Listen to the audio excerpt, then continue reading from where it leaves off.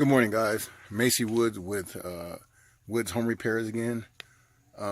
Today we have a unique situation that's actually, the situation itself is not unique. Just the place where we have the situation in that is unique. We are in a basement of a home that just has a very small doorway that which leads down to this water heater. As you can see, there's a lot of water on the ground, which indicates that there's a leak somewhere. We did a test on it. We looked at the core and the burning element, discovered that it had all been rotted out and rusted out because of the leak. So we've decided to replace the whole water heater instead of trying to repair it. The problem is you have to get up these steps in order to get down into to get the water heater. So if you look at me and then you look at the hole that leads down there, this is about where the top of the hole is. If you can see, I'm angling straight across my body. Very small hole. Big water heater for a big house. This is going to be a very dubious task, to say the least. So stick with me. I'm going to show you guys how to replace a water heater safely and efficiently.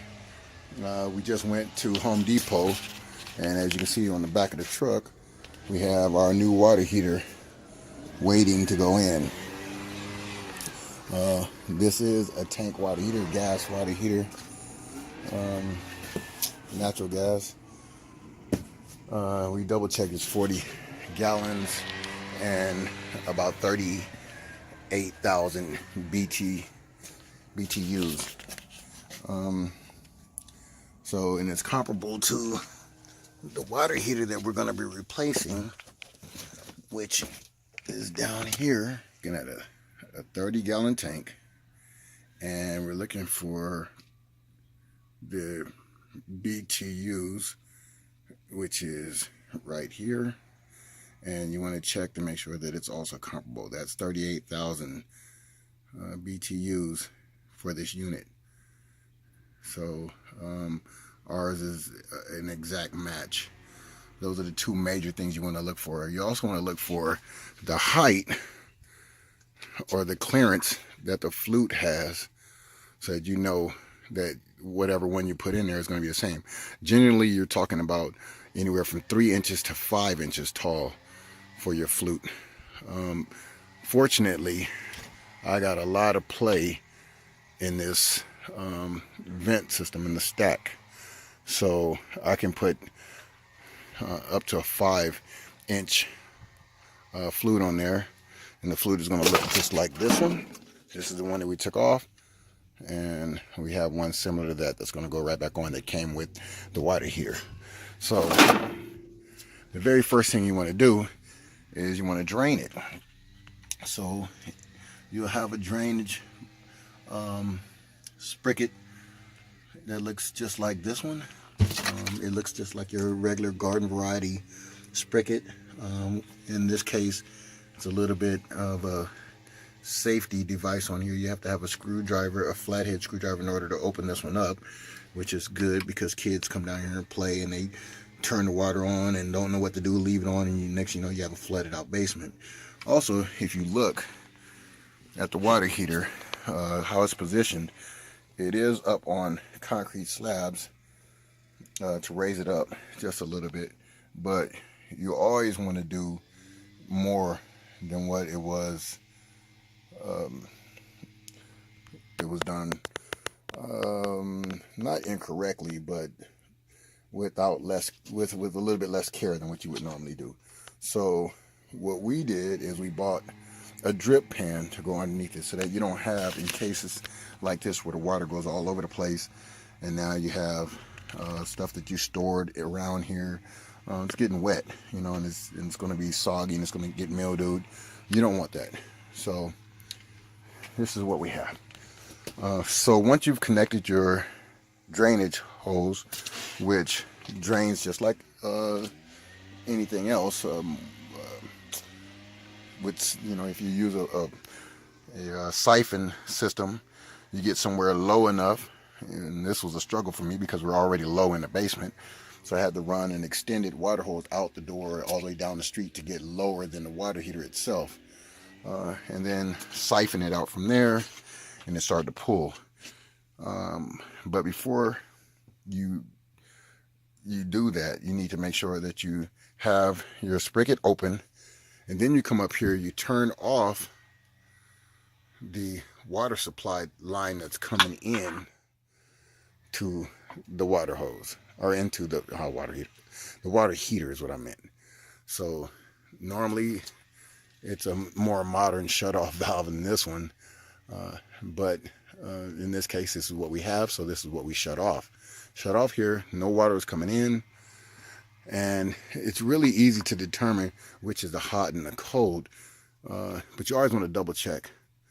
Your cold is always going to be your supply line into the water heater, and then your hot, after it's heated up inside of the water heater, is going to come out of the cold into the water heater, warm up, and then come back out through the hot line into the rest of your service of the home. So once you've turned the cold water off, then you want to disconnect the hose, which we've done here already. After that's disconnected, it'll start siphoning out a little bit easier. And once you've gotten a little bit of water out, then you want to come and, well, first thing, you want to open up something inside the home so that the line doesn't stay filled up with water. Then you disconnect your hot water from the hot water heater, your hot water line from the hot water heater, and that will also help siphon the water out of your hose and out into wherever you want to put it, collector, or if you want to just feed your lawn because you haven't watered it in a while, this would be the perfect opportunity. Then after making sure that the hot water heater has been off for a long enough time and your flute is nice and cool, you want to remove the flute, disconnect the stack from the top of the flute, and move it to the side also. Then you have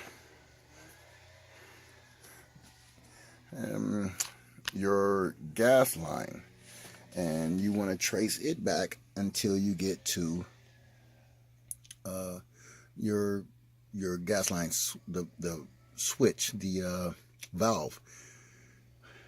In this case, I actually told you guys backwards. This is the very first thing you check when you're messing with a hot water heater and you're planning on replacing it. You always turn that valve off first, which, if you pay attention to your valve, it's usually a hand indicator. If your hand is going across the pipe, that means that there's no flow going to the pipe. If your hand is going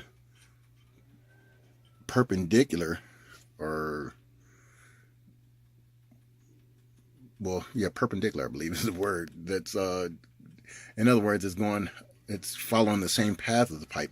Instead of the handle being this way, it would be going up or down. In that case, more than likely it'd be going up. That indicates that the flow is going this way. And that's what you have. Then you want to disconnect the connector from the actual hose. Make sure that you don't twist the first knob, which is this is an adapter for your housing. This adapter doesn't spin, so if you try to disconnect the adapter from the housing still connected to the hose, you're going to spin your flex line, and it'll cause a kink, and you'll end up with a gas leak because the kink will crack, or you know, this is metal, so it will, after working it too many times, it will falter, and you'll end up with a gas leak, and you'll have to replace that whole thing. So just make sure that you do, if you're going to twist it off, you're going to twist it off at the position that was created for it to twist. This hose connector is made to twist like this. It'll continue to twist around and it won't twist the entire piece. But if it's snug up against this piece and you go to twist this piece, this whole piece will twist along with the hose and you'll end up with a kink, which is bad news. Okay, so now that we know all this is off, we've had the gas heater on off for a while. We tried to light it and it didn't light a couple times, which is, you know, a really bad sign. It means there's nothing going on. So we made sure that everything was off. We turned the heating switch off. We also turned the pilot light indicator and gas switch off here. Make sure it's on off. Okay, and you're safe. Now we're just gonna finish allowing it to drain and we'll put the new one in. Okay, now after getting the water tank back in place, we put in place a new drip pan to catch any water that may happen in the next future, so that you don't have this water all over the floor in your basement, especially if there's nowhere for it to drain. You have to just either suck it out yourself or give it time to evaporate. But we put it on concrete slabs, then put the drip pan underneath, and we set the water heater on top of that. Connected the gas line. We also used gas approved.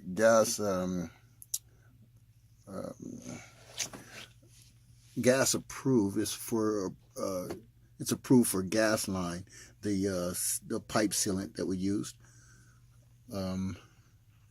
and sealed up both the hot and the cold. That's the hot and that's the cold. Okay, so back at the water heater, like I said, everything is connected. We connected the gas valve. We made sure that we used sealant that's approved for gas lines.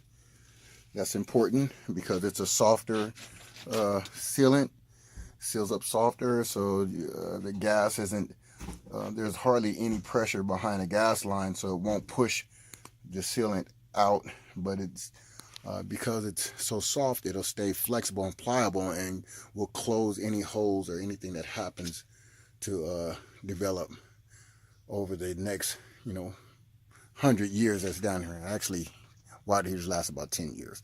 So, but we'll get a full 10 years out of that sealant. Okay, put everything in place, connected the water lines, connected my tower and the flute that comes up for the exhaust. Made sure that it wasn't touching anything, because this exhaust pipe, the ductwork itself gets very hot because the heat that's coming up from the top of there. You want to make sure that it's clear of anything, electrical or gas or anything like that. So that's about it. We're gonna turn that gas valve on and make sure that we follow the instructions on the pilot light to light it correctly, and that should be it. Oh, and there's one more thing. Before I turn it on, what I normally do with all homes that I do visits in is I check the gas line for any leaks, and that's easily done by just following the gas line with some soapy water. Make sure you use a mild detergent like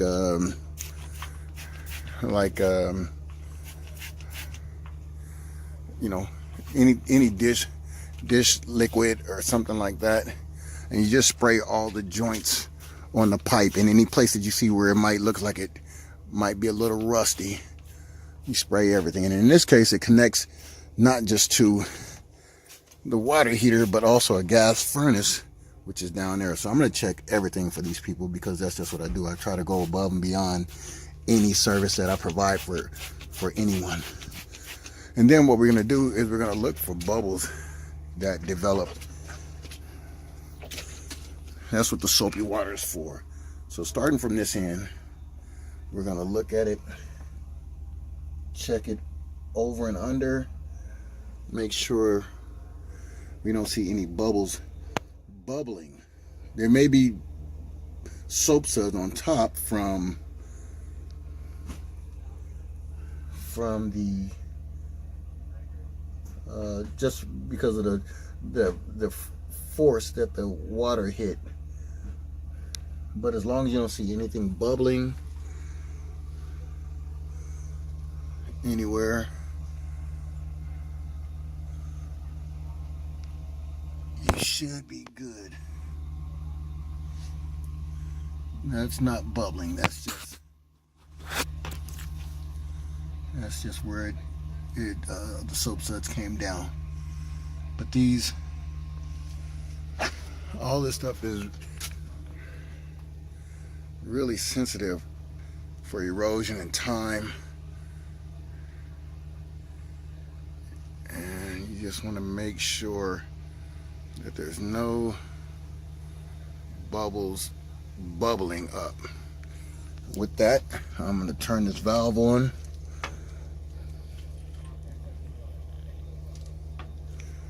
And see if there's anything now. I'm going to add a little more soap to that area for that valve, just to make sure.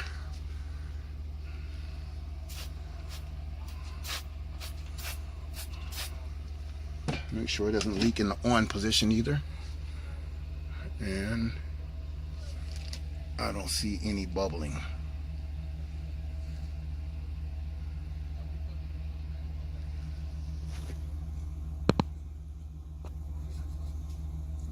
It looks clear.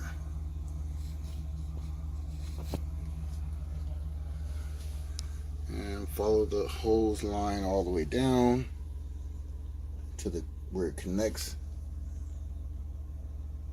Check all the fittings. There's no bubbling, which indicates there's no air or gas escaping. We're good. And I've checked everything else, all the rest of the other lines. Everything looks really good. No bubbles, no gas leaks. So we can move on to the very next stage, which is to, just want to make sure, which is to turn the gas on. I turn the hot water heater on. Okay. So the instructions say to turn the gas knob regulator to the pilot position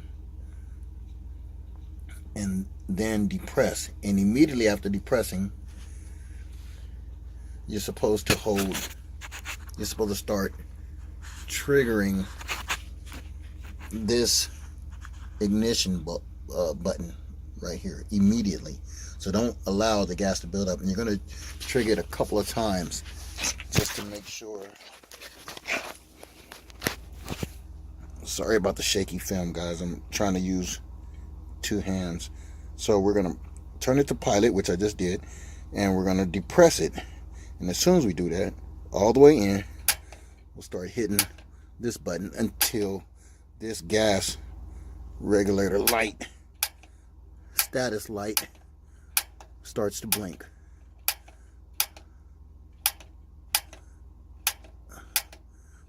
And we're supposed to press it a few times. And then if it doesn't light after a few times, give it a break, double check. Oh, it just blinked. Okay, which means that's a sign saying that we have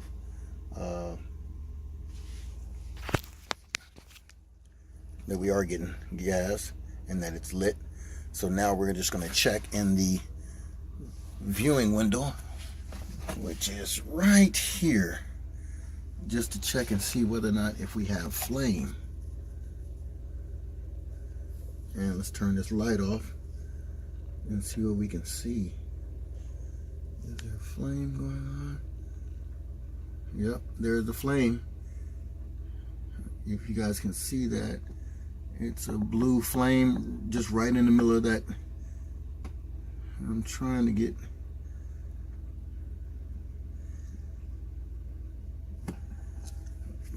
a better view of it. Let me look down there and see for myself to make sure that's not a camera trick. And yes, that is the blue flame. I verified it with my own eyes, and it's really hard to see, but if you look right there, you can see that blue flame right there. That's what you're going to be looking for. This reflection is getting the best of me. I'm trying to get the reflection out the way, but in the middle of that reflection, you see the blue flame, and that's what you're looking for. But other than that, pilot's lit. We're just waiting for it to warm up now. We'll turn it, the gas is staying on, so we'll turn it to A, and you should hear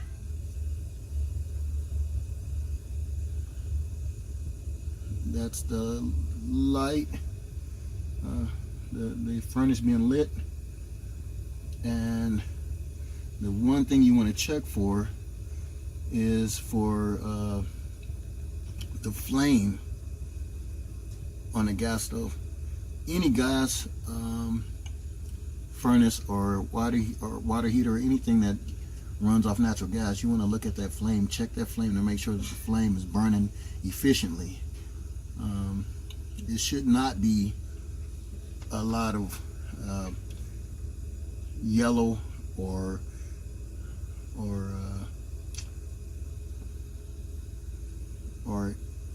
reddish orange burns. That indicates that there's a ventilation problem somewhere, which means that it could be either a firewall that's cracked or there's a clogged, there's something clogging the flute, the exhaust. So, or it needs to be cleaned. Either or, any of those things could be indicators of those things. Anyway, but that's it. The water heater is lit. We're good to go. And until next time.